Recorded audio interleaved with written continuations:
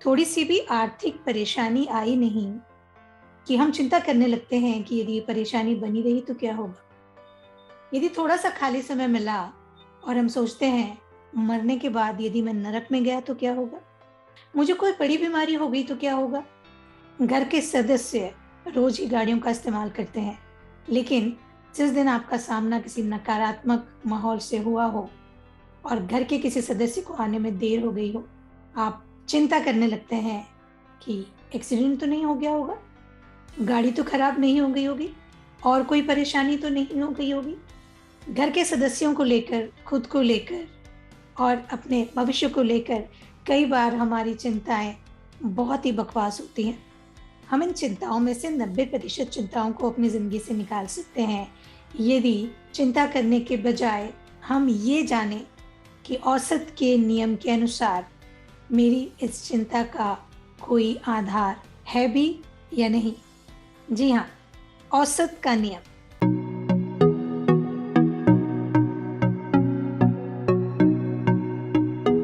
चिंता छोड़ो सुख से जियो के अध्याय 8 में आज समझेंगे एक ऐसे नियम के बारे में जो आपकी जिंदगी की बहुत सी चिंताओं को मिटा देगा और जिसे कहते हैं औसत का नियम। डेल कार्नेगी ने इस किताब के कई अध्याय कैनेडियन रॉकीज में बाउ लेक के किनारे पर जेम्स सिम्पसन के नमटीगाह लॉज में लिखे थे। वहीं पर उनकी मुलाकात सैन फ्रांसिस्को के मिस्टर और मिसेस हर्बर्ट एच सेलिंजर से हुई। मिसेस सेलिंजर एक संतुलित और शांत महिला थी और उन्हें देखकर डेल को लगता था कि शायद उन्होंने कभी चिंता की ही नहीं होगी। एक शाम उन्होंने अपना ये सवाल उनके सामने रख दिया। मिसेस सेलिंजर तुरंत बोली, नहीं, ऐसी बात नहीं है। मैं पहले बहुत चिंता करती थी और चिंता ने मुझे बहुत सताया है और मेरी जिंदगी करीब करीब चिंता के कारण बर्बाद ही हो गई थी। मैं खुद के बनाए इस नरक में करीबन 11 साल तक रही। मैं चिड़चिड़ी और गर्म स्वभाव की थी। मैं बहुत अधिक तनाव में रहती थी। मैं हर सप्ताह अपने सैन मैटियो के घर से शॉपिंग करने सैन फ्रांसिस्को बस से जाती थी, परंतु शॉपिंग करते समय भी मैं चिंता के मारे घबराई रहती थी। शायद मैंने बिजली की प्रेस चालू छोड़ दी होगी, शायद घर में आग लग गई होगी, शायद नौकरानी बच्चों को अकेला छोड़कर भाग गई होगी, शायद बच्चे बाहर निकलकर साइकिल चलाने लग गए होंगे, कार से टकरा तो नहीं गए होंगे। और कई बार अपनी शॉपिंग बीच में छोड़कर चिंता के मारे ठंडा पसीना मुझे आ जाता था। मैं दौड़कर बस पकड़ती थी, यह देखने के लिए घर भागती थी कि वहाँ सब कुछ ठीक भी है कि नहीं। कोई हैरानी की बात नहीं कि इन सब कारणों से मेरी पहली शादी का दुखद अंत हुआ। मेरे दूसरे पति वकील हैं, शांत और विश्लेषण करने वाले आदमी जो कभी किसी चीज़ के बारे में चिंता नहीं करते।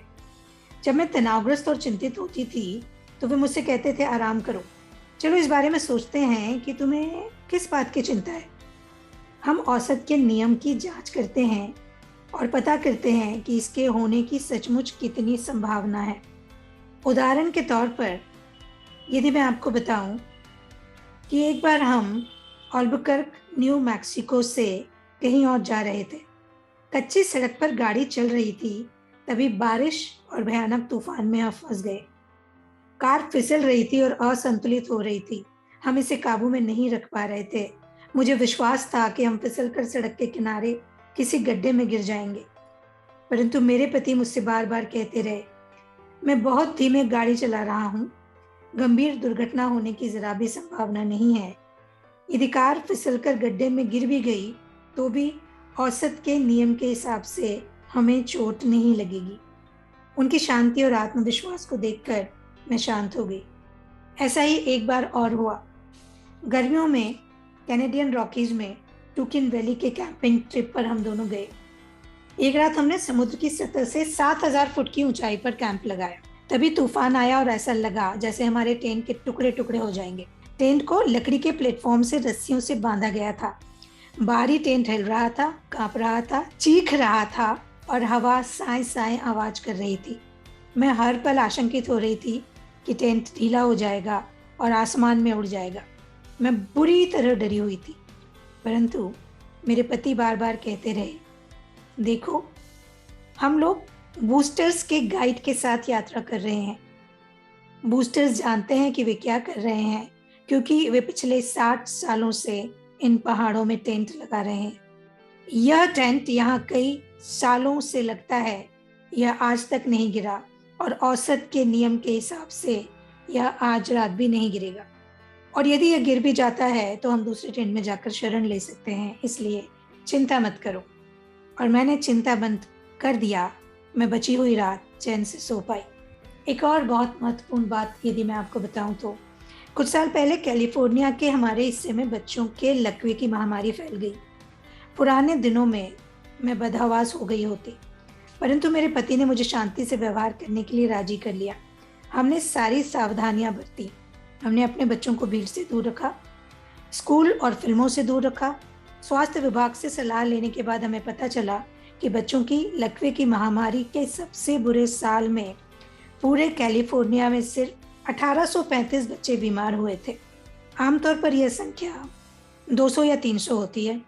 हालांकि यह आंकड़े भी दुखद थे, पर हमें महसूस हुआ कि औसत के नियम के अनुसार किसी भी बच्चे के बीमार होने के आसार बहुत कम थे।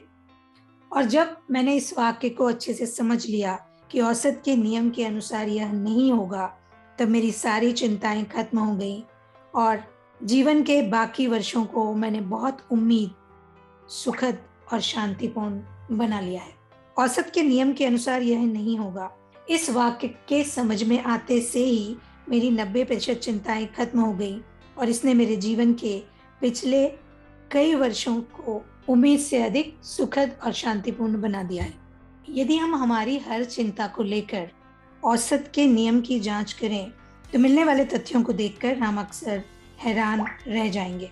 अमेरिकी नौसेना ने भी अपने जवानों का उत्साह बढ़ाने के लिए औसत के नियम के आंकड़ों का प्रयोग किया। एक पूर्व नौसैनिक के अनुसार जब उसकी और उसके साथी जहाजियों की ड्यूटी गैसोलीन से भरे टैंकर पर लगाई गई तो वे बहुत घबराए हुए थे।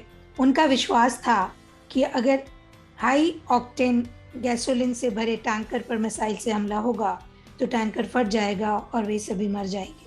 किंतु अमेरिकी नौसेना को हकीकत मालूम थी, इसलिए उन्होंने आंकड़े जारी कर दिए।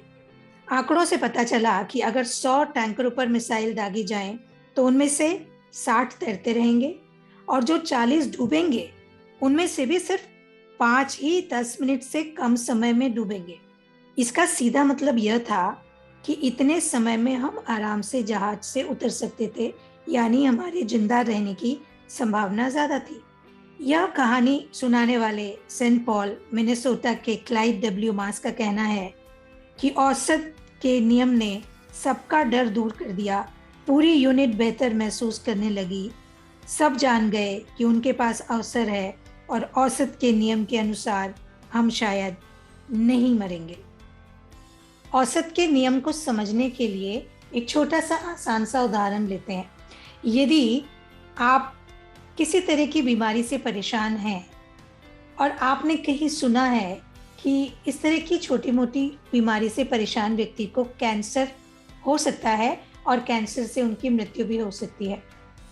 अब औसत के नियम से इसे जांचें, पता करें कि जिस तरह की परेशानियों में आप अभी हैं, जिस तरह की छोटी मोटी बीमारियां आपको हैं, वैसी बीमारियों के कितने लोगों को अब तक कैंसर हुआ है और जिन लोगों को कैंसर हुआ है उसमें से कितने लोगों की मृत्यु हुई है। और आंकड़े आपके सामने सही स्थिति रख देंगे। शायद आपको पता चले कि जिस तरह की छोटी मोटी बीमारियां आपको हैं, वैसी बीमारियां होने वाले व्यक्ति को कैंसर होता ही नहीं। और ये भी कि जिनको कैंसर किसी और कारण से होता भी है, उनमें से शायद 1 लाख में से एक व्यक्ति, 2 लाख में से एक व्यक्ति, 10 लाख में से एक व्यक्ति ऐसा होता होगा जो जीवित नहीं रहता होगा। तो अब औसत के नियम से आपके स्वस्थ रहने की संभावना बढ़ जाती है और आपकी चिंता करने की गुंजाइश खत्म हो जाती है। इससे पहले कि चिंता आपको खत्म करे, आप अपनी सारी चिंताओं को एक एक करके औसत के नियम से समझें और जानें कि आप जिस बात की चिंता कर रहे हैं औसत के नियम के अनुसार उसका कोई आधार है भी या नहीं। और ऐसा करते ही आप अपनी 90% चिंताओं को अपनी जिंदगी से निकाल बाहर करने में सक्षम हो जाएंगे। तो अब धीरे धीरे आप चिंता से दूरी बनाते जा रहे हैं और एक समय ऐसा आएगा कि आप किसी भी बात की चिंता नहीं करेंगे। चिंता छोड़ो, सुख से जियो के अगले अध्याय में आपसे फिर मुलाकात होगी। तब तक के लिए अपना ख्याल रखिए।